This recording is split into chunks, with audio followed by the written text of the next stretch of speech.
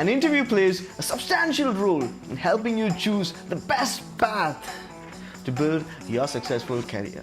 But there are a few things that you must know before you attend any interview, so that you can succeed that particular interview with pure excellence. So what are these 5 things that you must know before you attend your next interview? Well, my name is Rishi Remju and welcome to another pep talk session from the Backbench engineering community.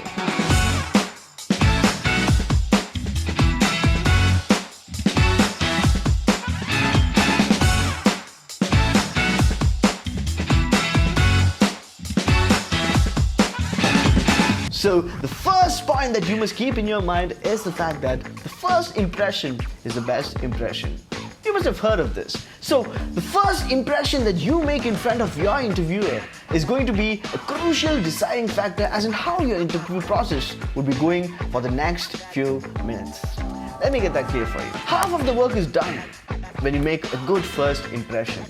Dress properly, greet the interviewer, have a pleasant smile, and maintain your body language and greet the interviewer as soon as you enter inside the room. So this first impression would help you create a comfort zone with the interviewer. And always prepare a good introduction about yourself, because the first obvious question that you would be having is, introduce yourself. What are you? Please, because the interviewer needs to know who you are. They would love to know what you are. So create a proper introduction defining who you are, what you can do, and what you are good at. So this introduction, along with a good first impression, the first 20 seconds, trust me, decides the next 5 minutes or next, say, 15 minutes of your particular interview. This comes to point number 2. Know why you're here. You don't go for an interview to brag about yourself or to show that you are excellent at a lot of other things. No. That is not why you're there for an interview. You are going for an interview to convince the interviewer that you are fit for that particular job description. So know that job description. You have to have a clear idea of what position you're going to be recruited to. You have to have a clear idea as in what job am I applying for. It's based on this job description that you are supposed to perform in that particular interview. Let's say I am applying for an IT company. I'm applying as a software engineer for an IT company and I'm going for an interview there. If I start convincing the interviewer that I'm really good at photography, maybe I might be really good at photography or making videos, that's not going to help me crack that interview, because that interviewer expects me to have a particular knowledge or a particular skill set in the domain of software engineering. So always know why you are sitting there for a particular interview. That comes to point number 3.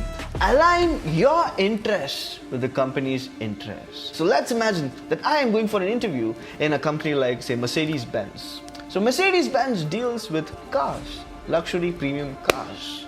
So if I'm a guy who's interested in photography, or if I'm a guy who is interested in food, they would obviously not want me there. But if I am a motor enthusiast, if I am an automobile enthusiast, if I love cars, especially Mercedes-Benz cars, they would love to have me there, because I am interested in the job description. That is, I am interested in whatever is being done in that particular job description. Let me make that even more simpler for you. Let's imagine that I start a company and I need to recruit a photographer for my company. So I would obviously recruit somebody who's actually good at photography. I would never recruit somebody who doesn't know anything about photography and train him up. Rather than that, I would rather choose to be or recruit a particular person who's really interested and passionate about photography. So hence, if you have similar interests to whichever company you're applying for, that gives you a revolutionary advantage over your competitors. Trust me. That brings us to point number 4.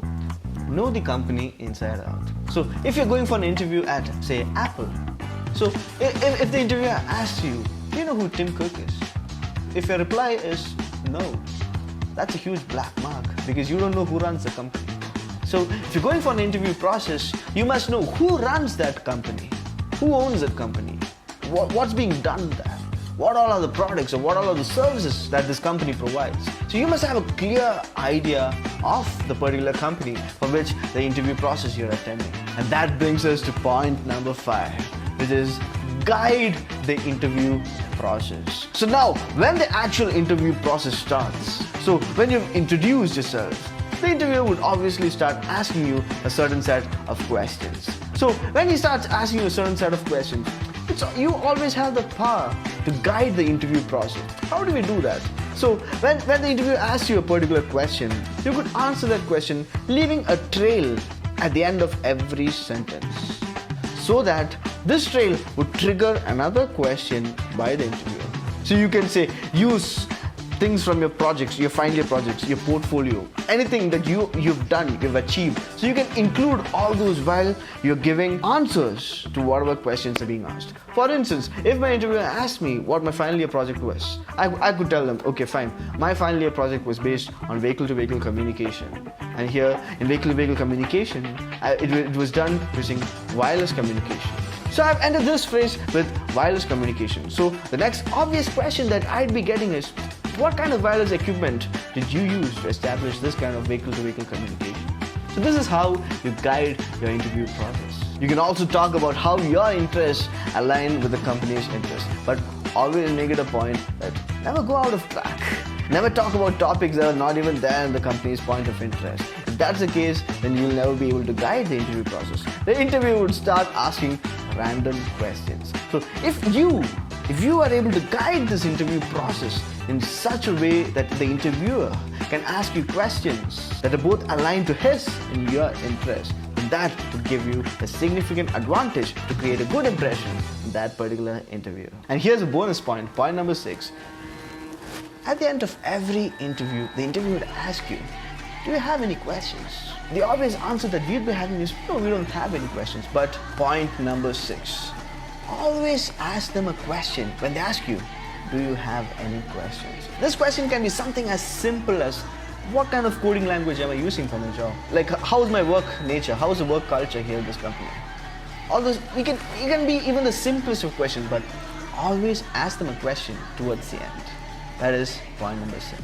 So these are the 6 points that I believe that will help you crack the next interview. My name is Rishi Remju. Until next time, I'll see you in the next video. Peace.